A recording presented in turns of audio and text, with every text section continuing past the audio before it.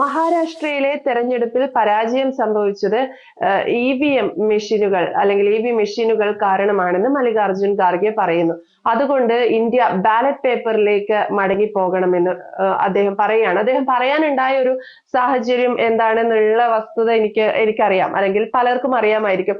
എങ്കിലും ചോദിച്ചു പോവുകയാണ്, ഈ കോൺഗ്രസ് പറഞ്ഞു പഴയ ബാർട്ടർ സമ്പ്രദായത്തിലേക്ക് നമ്മൾ തിരിച്ചു പോകണമെന്ന് പറയോ Sreejith sir?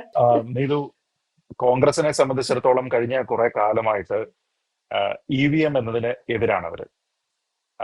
Electronic voting machine എന്ന് പറയുന്നത് ഭരിക്കുന്ന പാർട്ടി എങ്ങനെയോ പ്രത്യേക രീതിയിലത്തേക്ക് പ്രോഗ്രാം ചെയ്ത് അവരുടെ പാർട്ടി അംഗങ്ങൾക്ക് വലിയ ഭൂരിപക്ഷം ഉണ്ടാകുന്ന രീതിയിലത്തേക്ക് അവർ സീറ്റിനെ എല്ലാം വളരെ കൃത്യമായി ഇലക്ഷന് മുമ്പ് മാനിപ്പുലേറ്റ് ചെയ്തിട്ടാണ് അധികാരത്തിൽ വരുന്നത്. അതല്ലാതെ ജനങ്ങളുടെ മാൻഡേറ്റ് അവർക്കില്ല എന്ന് പറയുന്നതിന് വേണ്ടിയിട്ടാണ് അവർ എല്ലായ്പ്പോഴും EVM ഫോൾട്ടി ആയിട്ടുള്ള ഒരു സംഭവമാണ്, അത് പ്രോഗ്രാംഡ് ആയിട്ടുള്ള ഡിവൈസസ് ആണ് എന്ന രീതിയിലത്തേക്ക് അവർ പറയുന്നത്. അപ്പോ അത് രണ്ട് രീതിയിലാണ് അത് പ്രയോഗിക്കുക. ഒന്ന്, രാഷ്ട്രീയമായിട്ടുള്ള ഒരു ആയുധം. രണ്ട്, കാര്യമായിട്ടുള്ള പിന്തുണയൊന്നും തന്നെ കോൺഗ്രസ് എന്ന പ്രസ്ഥാനത്തിന് രാജ്യത്ത് മൊത്തത്തിൽ കിട്ടാതെ വരുമ്പോൾ ഇത് ഞങ്ങളുടെ കുഴപ്പമല്ല, ഞങ്ങൾക്ക് സത്യത്തിൽ പിന്തുണയുണ്ട്, BJPക്ക് പിന്തുണയില്ല, പക്ഷെ അവർ എഞ്ചിനീയർ ചെയ്തിരിക്കുന്നത് കൊണ്ടാണ് ഞങ്ങൾക്ക് ഈ പിന്തുണ കിട്ടാത്തത്, അത് വോട്ടുകളിലേക്ക് അല്ലെങ്കിൽ സീറ്റുകളിലേക്ക് അത് കാണാത്തത് എന്ന രീതിയിലത്തേക്ക് പറയാനുള്ള ഒരു എംബാരസ്മെന്റിനെ ഒഴിവാക്കുക എന്ന ഒരു ഉദ്ദേശം കൂടി അതിന് പിന്നിലുണ്ട്. പക്ഷെ പറഞ്ഞ് ശ്രീ മല്ലികാർജുൻ ഖാർഗെ വളരെ സീരിയസ് ആയി പോയോ എന്നുള്ളതാണ് ഇപ്പോൾ എന്റെ സംശയം. കാരണം സാധാരണഗതിയിൽ നമ്മളിത് കാണുന്നത് തെരഞ്ഞെടുപ്പ് അടുക്കുന്ന സമയത്ത് അല്ലെങ്കിൽ തെരഞ്ഞെടുപ്പിൽ പരാജയം ഉണ്ടാകുന്ന സമയത്ത് ഒക്കെ തന്നെയാണ്. പക്ഷെ ഈ കഴിഞ്ഞ ലോക്സഭാ തെരഞ്ഞെടുപ്പും ഇപ്പോഴത്തെ ലോക്സഭാ തെരഞ്ഞെടുപ്പും തമ്മിലുള്ള ഒരു പാറ്റേൺ നോക്കിക്കോളൂ. ഈ രണ്ട് തെരഞ്ഞെടുപ്പുകളിൽ ഉപയോഗിച്ചിരിക്കുന്നത് ഇലക്ട്രോണിക് വോട്ടിംഗ് മെഷീൻ തന്നെയാണ്, അല്ലെ? അക്കാര്യത്തിൽ ആർക്കും സംശയമില്ലല്ലോ. കഴിഞ്ഞ തവണ വലിയ ഭൂരിപക്ഷത്തിൽ BJP ഒറ്റയ്ക്ക് തന്നെ ഭരിക്കേണ്ടുന്ന ലോക്സഭയിൽ മെജോറിറ്റി കിട്ടേണ്ടുന്ന മാർക്ക് കഴിഞ്ഞിട്ട് പോയിട്ടുണ്ടെങ്കിൽ അവർക്ക് സഖ്യകക്ഷികളുടെ ആവശ്യം തന്നെ കഴിഞ്ഞ തവണ ഉണ്ടായിട്ടില്ല എങ്കിൽ ഇത്തവണ അങ്ങനെയല്ല. BJPക്ക് ഒരു 30-32 സീറ്റുകളുടെ കുറവുണ്ടായിരുന്നു. ഏതാണ്ട് 240 സീറ്റാണ് ഇത്തവണ BJPക്ക് കിട്ടിയിരുന്നത്. അപ്പൊ അവർക്ക് വളരെ കൃത്യമായിട്ട് ഈ യന്ത്രങ്ങളെയൊക്കെ തന്നെ പ്രോഗ്രാം ചെയ്തിരുന്നുവെങ്കിൽ ഒരു 280 സീറ്റ് ഒക്കെ കിട്ടുമായിരുന്നെങ്കിൽ അവർക്ക് തന്നെ നിൽക്കാമായിരുന്നു, ഒറ്റയ്ക്ക് തന്നെ നിൽക്കാമായിരുന്നു. മറ്റ് സഖ്യകക്ഷികളുടെ ഒന്നും തന്നെ സഹായം അവർക്ക് വേണ്ടി വരുന്ന സാഹചര്യം ഉണ്ടാകുമായിരുന്നില്ല. അത് തന്നെയുമല്ല, അബ്കി ബാർ 400 പാർ എന്ന രീതിയിലത്തേക്ക് അവർ പറയുകയും ചെയ്തപ്പോ മിക്ക മാധ്യമങ്ങളും അതിന്റെ എക്സിറ്റ് പോളുകളും ഒക്കെ തന്നെ BJPക്ക് വലിയ മെജോറിറ്റി കിട്ടുമെന്ന രീതിയിലത്തേക്ക് ഉള്ള പ്രവചനങ്ങൾ നടത്തിയപ്പോ, രാഷ്ട്രീയ നിരീക്ഷകരടക്കം ആ രീതിയിലത്തേക്ക് പറഞ്ഞപ്പോ, അങ്ങനെ ഒരു നമ്പറിലേക്ക് BJP ഈ ഇങ്ങനെ ഇലക്ട്രോണിക് വോട്ടിംഗ് മെഷീനുകളെ പ്രോഗ്രാം ചെയ്ത് വെച്ചിരുന്നെങ്കിൽ പോലും ആരും ഒന്നും സംശയിക്കില്ലായിരുന്നു. പക്ഷെ അവിടെ BJPക്ക് ഒറ്റയ്ക്ക് കേവല ഭൂരിപക്ഷത്തിനേക്കാൾ 10-32 സീറ്റ് താഴെ വരികയും അവർക്ക് പ്രധാനപ്പെട്ട ചില സഖ്യകക്ഷികളുടെ പിന്തുണ ആവശ്യമായി വരികയും ഗവൺമെന്റ് ഫോർമേഷൻ ആ രീതിയിലത്തേക്ക് വരികയും ഒക്കെയാണ് അവിടെ ചെയ്തിരിക്കുന്നത്. അപ്പൊ ഭരണ തുടർച്ച ഉണ്ടായി എന്നത് ഒരു കാര്യം. പക്ഷെ ആ ഭരണ തുടർച്ചയിലേക്ക് പോകുമ്പോൾ പോലും BJPക്ക് കേവല ഭൂരിപക്ഷം അവർക്ക് തന്നെ കിട്ടാനായിട്ട് സാധിച്ചില്ല എന്നുള്ള ഒരു വലിയ പ്രശ്നമുണ്ട്. ഇതേ മല്ലികാർജുൻ ഖാർഗെയും ഇതേ കോൺഗ്രസ് പാർട്ടിയുമാണ് ഇത് ജനങ്ങളുടെ മാൻഡേറ്റ് നിങ്ങൾക്കെതിരായിരുന്നു എന്ന് സൂചിപ്പിക്കാൻ ഉപയോഗിക്കുന്നത്. അതായത് ഇലക്ട്രോണിക് വോട്ടിംഗ് മെഷീനിൽ തന്നെ 240 സീറ്റ് കിട്ടിയിരിക്കുമ്പോൾ നോക്കൂ, നിങ്ങൾക്ക് 240 സീറ്റ് മാത്രമേ ജനങ്ങൾ നൽകിയിട്ടുള്ളൂ, നിങ്ങൾക്ക് ഒറ്റയ്ക്ക് കേവല ഭൂരിപക്ഷം നൽകിയിട്ടില്ല, അതുകൊണ്ട് തന്നെ ജനങ്ങളുടെ മാൻഡേറ്റ് നിങ്ങൾക്കെതിരാണ് എന്നിവർ പറയുന്നതിന് ആശ്രയിക്കുന്നത് EVM റിസൾട്ടുകളെയാണ്. അപ്പോൾ നല്ല EVM ആണ്. കോൺഗ്രസിനെ സംബന്ധിച്ചിടത്തോളം കഴിഞ്ഞ തവണ അവർക്ക് ഒരു ബസ്സിൽ കൊണ്ടുപോകാൻ പറ്റുന്ന അത്രയും MPമാർ മാത്രമേ ലോക്സഭയിലേക്കുള്ളൂ എന്ന് വലിയൊരു ആക്ഷേപം ഉണ്ടായിരുന്നു. എന്നാൽ ഇത്തവണ 100-നടുത്തേക്ക് സീറ്റുകൾ അവരെത്തിക്കുന്നു. ജനറലി ആൾക്കാരൊക്കെ പ്രതീക്ഷിച്ചിരുന്ന കോൺഗ്രസിന് പരമാവധി പറഞ്ഞിരുന്ന സീറ്റുകളുടെ അടുത്തേക്കൊക്കെ തന്നെ അവരെത്തുകയും ചെയ്തു. അപ്പൊ അങ്ങനെയാണെങ്കിൽ സിഗ്നിഫിക്കന്റ് ആയിട്ട് ഒരു റൈസ് അവിടെ ഉണ്ടായിട്ടുണ്ടെങ്കിൽ ആ റൈസ് വന്നിരിക്കുന്നത് എവിടെ നിന്നാണ്? ഇതേ EVMൽ നിന്നാണ്. എന്ന് വെച്ചാൽ നോക്കൂ, ഞങ്ങൾ ഇവിടെ വലിയ പ്രബല കക്ഷിയായി മാറിയിരിക്കുന്നു. കഴിഞ്ഞ 10 വർഷങ്ങളിൽ ഞങ്ങൾക്ക് ഔദ്യോഗിക പ്രതിപക്ഷ നേതാവ് പോലും കോൺഗ്രസിന് ലോക്സഭയിൽ ഉണ്ടായിരുന്നില്ല എങ്കിൽ ഇപ്പോൾ ഞങ്ങൾക്ക് രാഹുൽ ഗാന്ധി ഞങ്ങളുടെ ഔദ്യോഗിക പ്രതിപക്ഷ നേതാവാണ്. അദ്ദേഹത്തിന് ഒരു സഭയിൽ നടക്കുന്ന ഡെലിബറേഷൻസിൽ ഡിസ്കഷൻസിലൊക്കെ ഇടപെടാനുള്ള അദ്ദേഹത്തിന്റെ റൈറ്റ് ഉണ്ട്, ഒരു ലീഡർ ഓഫ് ഓപ്പോസിഷൻ എന്ന രീതിയിലൊക്കെ. ഇതെല്ലാം തന്നെ മുമ്പ് ഇല്ലായിരുന്നുവെങ്കിൽ ഞങ്ങൾക്കത് ജനം നൽകിയിരിക്കുന്നു, അപ്പൊ ജനം ഞങ്ങളോട് ഒപ്പമാണ് എന്ന രീതിയിലത്തേക്ക് പറയാനായിട്ട് ഇക്കഴിഞ്ഞ ലോക്സഭ, ഒരു വർഷം മുമ്പ് നടന്നിരിക്കുന്ന ലോക്സഭാ തെരഞ്ഞെടുപ്പിനെ ആശ്രയിച്ചിരുന്ന ആൾക്കാരാണിവർ. അപ്പൊ ആ സമയത്ത് ഇലക്ട്രോണിക് വോട്ടിംഗ് മെഷീനെല്ലാം നല്ലതായിരുന്നു. ഹിമാചൽ പ്രദേശിൽ ഇതേപോലെ തന്നെ ഒരു ഭരണ മാറ്റം അവിടെ ഉണ്ടായി. BJP ആണ് ഭരിച്ചിരുന്നത് എങ്കിൽ അവിടെ പെട്ടെന്ന് ഒരു മാറ്റം ഉണ്ടാകുന്നു, അവിടേക്ക് കോൺഗ്രസ് ഭരിക്കാനായിട്ട് വരുന്നു. ആ സമയത്ത് അവിടെയും നടന്നിരിക്കുന്ന ബാലറ്റ് പേപ്പർ വോട്ടല്ല, അവിടെയും നടന്നിരിക്കുന്ന ഇലക്ട്രോണിക് വോട്ടിംഗ് മെഷീനിൽ തന്നെയാണ്. ആ സമയത്ത് എന്താ സംഭവിച്ചിരിക്കുന്നത്? ആ സമയത്ത് അവിടെ ഉപയോഗിച്ചിരിക്കുന്നത് നല്ല ഇലക്ട്രോണിക് വോട്ടിംഗ് മെഷീൻസ്. തെലങ്കാനയിലേക്ക് വരുന്ന സമയത്ത് അവിടെയും ഇതേപോലെ വോട്ടിംഗ് നടക്കുന്നു. അപ്പൊ കോൺഗ്രസിന്റെ രേവന്ത് റെഡ്ഡി അവിടെ മുഖ്യമന്ത്രിയായി മാറുന്നു. കോൺഗ്രസ് സർക്കാർ അധികാരത്തിലേക്ക് വരുന്നു. ആ സമയത്തും ഇത് വളരെ മനോഹരമായിട്ടുള്ള വോട്ടിംഗ് മെഷീൻ. ഞാൻ പറഞ്ഞത് ഈ പാറ്റേൺ എന്താണ് ഇത് സൂചിപ്പിക്കുന്നത്? അതായത് ഇലക്ട്രോണിക് വോട്ടിംഗ് മെഷീൻ തന്നെ ഉപയോഗിച്ചിരിക്കുന്ന വളരെ മേജർ ആയിട്ടുള്ള നമ്മുടെ നാട്ടിലുള്ള പല ഇലക്ഷനുകൾ, ലോക്സഭാ തെരഞ്ഞെടുപ്പ് ഉൾപ്പെടെയുള്ള സ്ഥലങ്ങളിൽ ഇതൊന്നും തന്നെ ഇലക്ട്രോണിക് വോട്ടിംഗ് മെഷീന്റെ പ്രശ്നമാണ് എന്നിവരാരും തന്നെ പറഞ്ഞിട്ടില്ല. കോൺഗ്രസിനെ അങ്ങനെയാണ് എങ്കിൽ തെലങ്കാനയിലോ ഹിമാചൽ പ്രദേശിലോ ഇലക്ട്രോണിക് വോട്ടിംഗ് മെഷീനിൽ തിരിമറി കാട്ടി തങ്ങളുടെ സീറ്റിനെ ഇല്ലാതെയാക്കിക്കൊണ്ട് അവരെ അധികാരത്തിലേക്കേണ്ടുന്ന എന്താവശ്യമുള്ളത്? ഇപ്പൊ ഞാൻ പറഞ്ഞത്, ഭരിച്ചുകൊണ്ടിരുന്ന സ്ഥലത്ത് BJP-യെ സംബന്ധിച്ച് എന്തിനാണ് അവർ കോൺഗ്രസിനെ ജയിപ്പിക്കുന്ന രീതിയിലത്തേക്ക് ഇലക്ട്രോണിക് വോട്ടിംഗ് മെഷീനിൽ തിരിമറി നടത്തുന്നത്?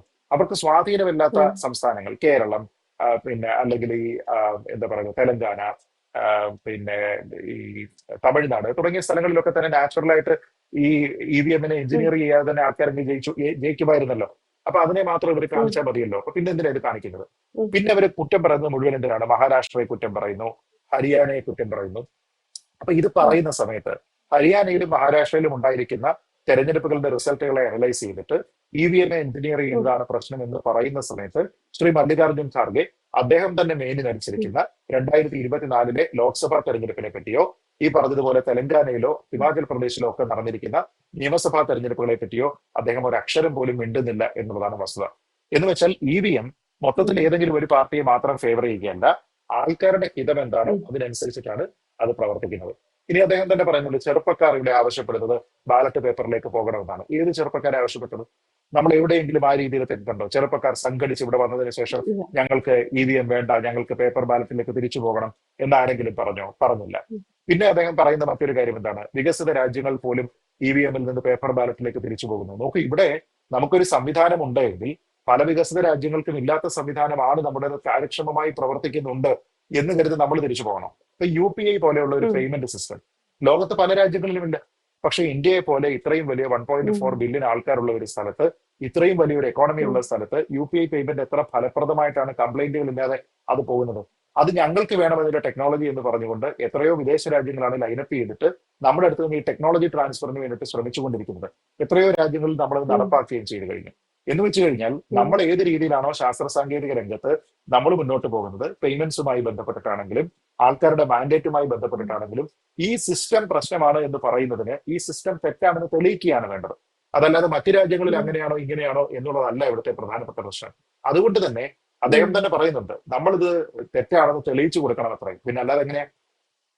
കാര്യക്ഷമമായി പ്രവർത്തിക്കുന്ന ഒരു സിസ്റ്റം ഇത് കാര്യക്ഷമമല്ല, ഇത് എഞ്ചിനീയർഡ് ആണ് എന്ന് തെളിയിച്ചു കൊടുക്കാത്ത സാഹചര്യത്തിൽ, ഇലക്ഷൻ കമ്മീഷൻ പറഞ്ഞിരിക്കുന്ന ചലഞ്ച് ഏറ്റെടുത്ത് അവിടെ പോയി അവർ പറയുന്ന സാഹചര്യത്തിൽ അതിനെ തെളിയിച്ചു കൊടുക്കാത്ത സാഹചര്യത്തിൽ വെറുതെ പുറത്തിരുന്നിട്ട് ഇത്തരത്തിൽ കരയുന്നതിന് വേണ്ടിയിട്ട് മാത്രമാണ് ഈ കോൺഗ്രസിന്റെ എല്ലാ നേതാക്കന്മാരും ശ്രമിക്കുന്നത്. ഞാൻ പറഞ്ഞത്, കോൺഗ്രസിന്റെ നേതാക്കന്മാർ പൊതുവെ ഇതിനുവേണ്ടി ശ്രമിക്കുന്നത് ഏത് സമയത്താണ്? തെരഞ്ഞെടുപ്പ് കഴിയുന്ന സമയത്തും റിസൾട്ട് വന്നിട്ട് അവർ പരാജയപ്പെടുന്ന സമയത്തുമാണ്. അതല്ലാതെ ഇങ്ങനെ മറ്റൊരു സമയത്ത്, ഇപ്പൊ അഹമ്മദാബാദിൽ അവരുടെ ഒരു സമ്മേളനം നടക്കുന്ന ആ ഒരു സമയത്ത്, ഗുജറാത്തിൽ ഒരു സമ്മേളനം നടക്കുമ്പോൾ അന്നേരം ഒരു ഇലക്ഷന്റെയും സാഹചര്യത്തിൽ അല്ലാതെ ഇത് പറയുക എന്ന് പറയുന്നത് കുറച്ച് അബറേഷൻ ആണ്. അതുകൊണ്ടാണ് ഞാൻ പറഞ്ഞത്, ഒരുപക്ഷെ ശ്രീ മല്ലികാർജുൻ ഖാർഗെ ഇതിനെ കുറച്ചുകൂടി സീരിയസ് ആയിട്ട് കാണുന്നുണ്ട് എന്ന് എനിക്ക് തോന്നിയത്. ഇതേ കംപ്ലൈന്റ് നേരത്തെ ഉണ്ടായിരുന്ന സമയത്ത് ഇതിന്റെ കാര്യക്ഷമത ഉറപ്പുവരുത്തുന്നതിന് വേണ്ടി VVPAT കൊണ്ടുവന്നില്ലേ? നിങ്ങൾ വോട്ട് ചെയ്യുന്ന സമയത്ത് തന്നെ ഏത് ചിഹ്നത്തിലാണ് നിങ്ങളുടെ വോട്ട് രേഖപ്പെടുത്തുന്നത് എന്നതുമായി ബന്ധപ്പെട്ട് കൃത്യമായിട്ട് നിങ്ങൾക്ക് കാണാവുന്ന രീതിയിലത്തേക്ക് ഒരു ഡിസ്പ്ലേ ഇവിടെ വരുന്നു, ഒരു പേപ്പർ ഡിസ്പ്ലേ. അതിനുശേഷം എന്താ ചെയ്തിരിക്കുന്നത്? ഇതിന്റെ വീണ്ടും കംപ്ലൈന്റ് ഉണ്ടാകുമ്പോൾ നിശ്ചിത എണ്ണം റാൻഡമായിട്ട് സെലക്ട് ചെയ്തിരിക്കുന്ന ബൂത്തുകളിൽ നിന്ന് നിശ്ചിത എണ്ണം VVPAT കൗണ്ട് ചെയ്ത് നോക്കും. അപ്പൊ ഇത് കൗണ്ട് ചെയ്ത് നോക്കുന്ന സമയത്ത് കൃത്യമായിട്ടാണ് വന്നിരിക്കുന്ന ടാലിയാണ്. എന്ന് വെച്ചാൽ ആ പ്രോസസ്സിൽ ഏത് ബൂത്തിനെയാണ് സെലക്ട് ചെയ്യുന്നത് എന്ന് പോലും റാൻഡം ബേസിസിൽ തീരുമാനിക്കപ്പെടുമ്പോൾ അവിടെയുള്ള കൗണ്ട് കറക്റ്റ് അല്ലേ വരുന്നത്? ഒരു സ്ഥലത്ത് പോലും തെറ്റായിട്ടുള്ള കൗണ്ട് വന്നിട്ടില്ല. അങ്ങനെ എന്തെങ്കിലും ഉണ്ടെങ്കിൽ മാത്രമേ നമുക്ക് ഇതിലൊരു പ്രശ്നമുണ്ട് എന്ന് പോലും പറയാൻ കഴിയുകയുള്ളൂ. അപ്പൊ ജനങ്ങൾ കോൺഗ്രസിനോടൊപ്പമല്ല, ജനങ്ങൾ BJP-യോടൊപ്പമാണ് എന്നതിനെ ഒരു നാണക്കേടായിട്ട് അവർക്ക് തോന്നുന്നുണ്ടെങ്കിൽ ആ ഒരു എംബാരസ്മെന്റിനെ മറയ്ക്കുന്നതിന് വേണ്ടി ഉപയോഗിക്കുന്ന ഒരു കാര്യത്തിനെ ശ്രീ മല്ലികാർജുൻ ഖാർഗെ കൂടുതൽ സീരിയസ് ആയിട്ട് എടുത്തു എന്ന് മാത്രമാണ് ഈ ഒരു ഘട്ടത്തിൽ എനിക്ക് തോന്നുന്നത്. എന്തായാലും EVM വളരെ കാര്യക്ഷമമായിട്ട് തന്നെ പോകുന്നുണ്ട്. വളരെ കൃത്യമായ രീതിയിൽ മൊത്തം ടാലി ചെയ്യുന്ന രീതിയിലേക്കുള്ള കണക്കുകളാണ് വരുന്നത്.